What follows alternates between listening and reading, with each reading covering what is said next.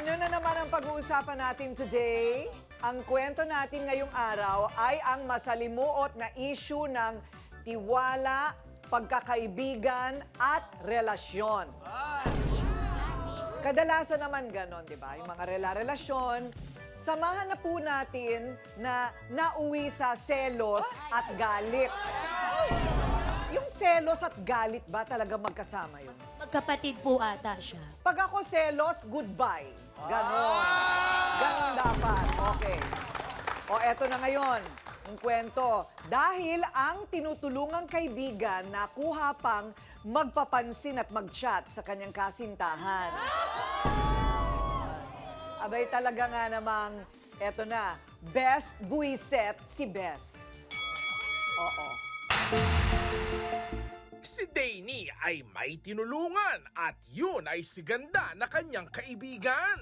Ngunit sa hindi inaasahan, kinakasama niya at si Ganda ay naglandian. Nako, yan si Ganda.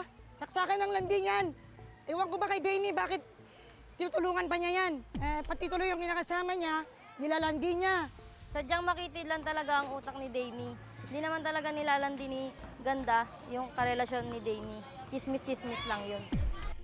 Sa panahon ngayon, daig ba talaga ng malandi ang maganda at sila yung matapang pa? Okay na, ayan. Ako talagang ang pagtataksil. Iba-iba ang pakahulugan dyan. Di ba?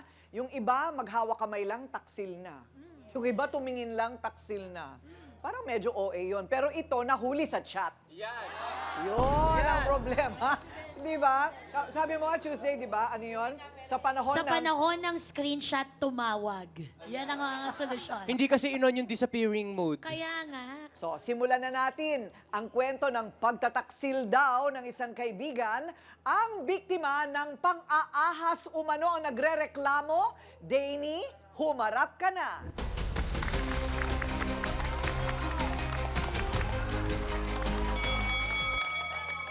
Wow. Uy, hindi ka kasali Ay! dyan, Riley. Balik doon, hindi Hindi! ka kasali. Kinakampihan ko, ngayon pa lang, kinakampihan Alam na mo, kita. grabe ka, Wala ka pa grabe ka, naririnig. grabe ka, Ryle. Masyadong, ang bilis masyado. So, okay, ano ang problema mo, Danny? Bukod sa pagmumukha niya, Oo. pagkatapos siyang tulungan, nilalandi niya yung karelasyon ko. Magkaibigan kayo talaga. Opo, magkasama po kami minsan sa bahay. Lagi po siya nasa amin. So, ang Opo. pangalan niya, ano, Ganda? Ganda. Ganda. Ganda. Pag nakita niyo sa personal, sobrang ganda. Talaga ba? Sobrang ganda siguro nitong si Ganda. Makikita natin siya mamaya. So, saan nagsimula yung pait? Dati sweet-sweetan kayo. Saan nagsimula? Kailan? Una po nun, okay naman po kami. Tapos biglang, napapansin ko po na sinachat niya po yung kinakasama ko. Nako. Sobra po Chinachat? ako. Bakit parang iba na po yung pag-chat niya, pero yung boyfriend ko, yung kinakasama ko naman po, dinededman naman po siya. Di naman po siya gaano pinapansin. Pero siya po chat po siya ng chat. Ano yung mga sample ng sinasabi niya? Kuya, nasan ka po? Ano pong gawa niyo? Gusto kita makita. Normal ba yun sa... Ay, hindi. Hindi normal yun. Hindi normal yun. Baka naman curious na. Oy, kayo, ang kakampi po ninyo ay ito ulit. Nililinaw ko lang, wala pa. Grabe kayo, ha? Makinig kayo dito kay, kay Tuesday. Una po, hindi ko po siya pinapansin kasi kaibigan ko po eh. Pero bakit ganun? Hindi siya normal na sabihin mo sa akin na kasama ko na kung anong ginagawa mo, kung nasaan ako, tatanungin niya kung nasaan ako para malaman niya na hindi ko kasama yung isa. Ay, ganon.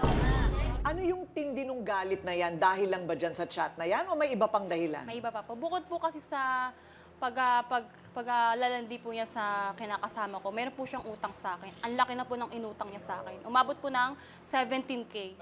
At marami po at may mga nadamay pa po doon. 17K. Inuunti-unti niya po yung paghihiram sa akin hanggang sa lumaki. Bale, tinotal ko po siya.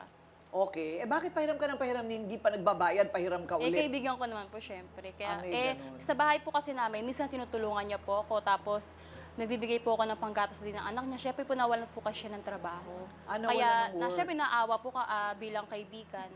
Kaya, ayun po yun. So may anak May anak po siya. na walang asawa, walang po. kinakasama. Kayo, wala pa kayong anak ng kinakasama May mo? anak po ako sa una. Tingnan nga natin yung chat, Ryle, mula sa ating mesa ng ebidensya. Ayan. Eto po, ayan.